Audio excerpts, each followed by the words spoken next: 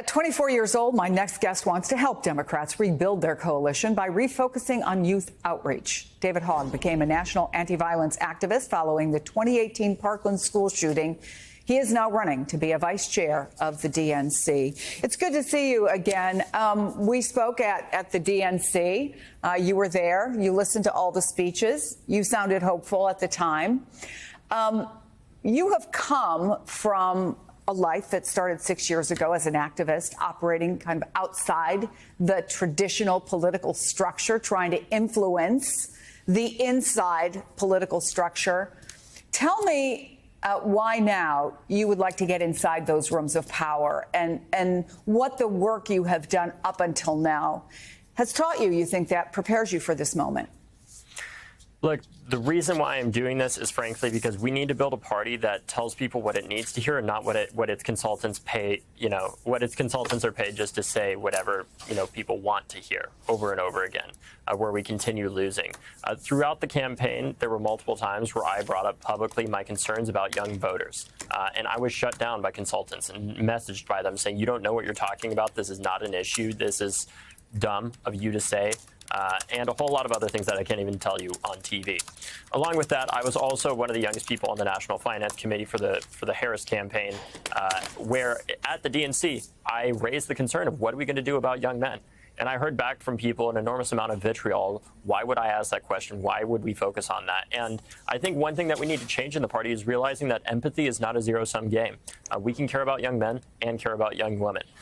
We have to make sure, though, that we're building a party that incorporates those that are not even just incorporates those that are critical, but make sure that we are listening to people that are bringing up things that we may not want to hear in the first place. So my reason for doing this is if I'm not given a seat at the table or if I'm not let in the room, I'll break down the door and I'm going to make some calls and I'm going to talk to a lot of delegates. And ultimately, I am the underdog in this fight.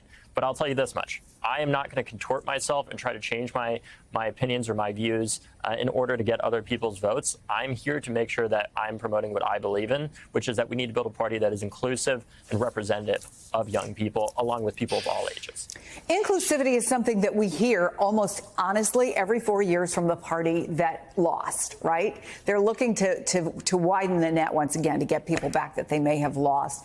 I heard in Harris's speak an acknowledgement that these young leaders are indeed questioning whether they have the strength, much less the desire to stay in the fight.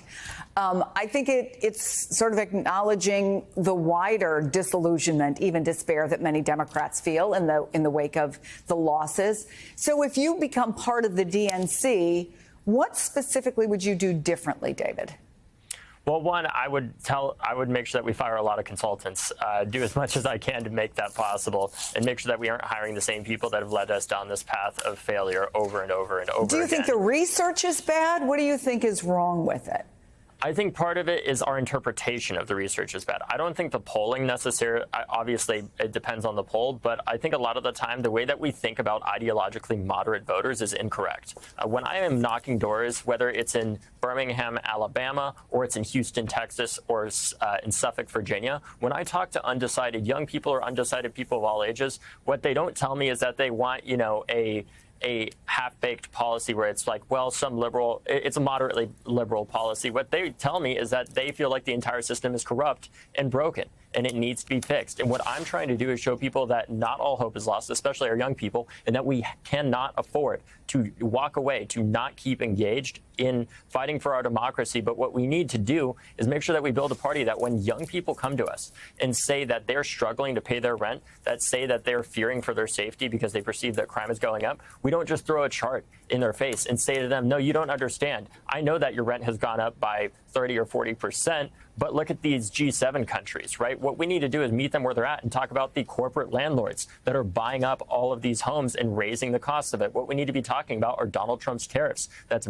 are making it more expensive to build housing, and also address some of the inter-party politics that we have that make it harder to build housing for young people in the first place, because we're losing so many people that are leaving our blue states because we cannot build housing and keep it affordable for people. That's part of the reason why I moved. I grew up in California originally, and that's part of the reason why I had to move to Florida, because my father was diagnosed with early onset Parkinson's disease, and we didn't know if we'd be able to pay our mortgage. And that's going to keep happening so long as we don't address these crises.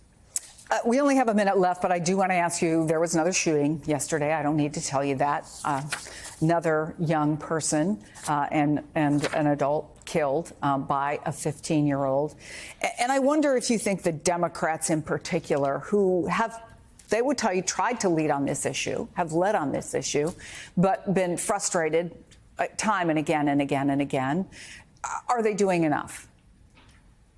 I think we're trying to do as much as we can with the power that we're dealt. But part of the reason why I am running for this position, and I will tell you, this is not necessarily a popular policy within the party, but I'm focused on what is just and what I believe that we need to do to address gun violence, which is the fact that I know right now, if we had 60 votes in the Senate, Democrats are not going to pass major gun control legislation because Senate leadership is going to say, well, you know, these things are too controversial for us to pass in some of these more red states, and we need to protect those seats. And instead, I'm advocating that our party embrace a policy and philosophies similar to Governor Tim Walz, where we don't just bank political capital to save it, but we actually use it to improve people's lives and deliver on the promises that we got elected to do in the first place. And I know I'm the underdog in this fight. I know this is a long shot, but I want to make sure that when the history books are written, that it showed that there are young people that were trying to fight for this and change it. And I hope to be elected to this position. David Hogg, it's good to see you again. Thanks so much.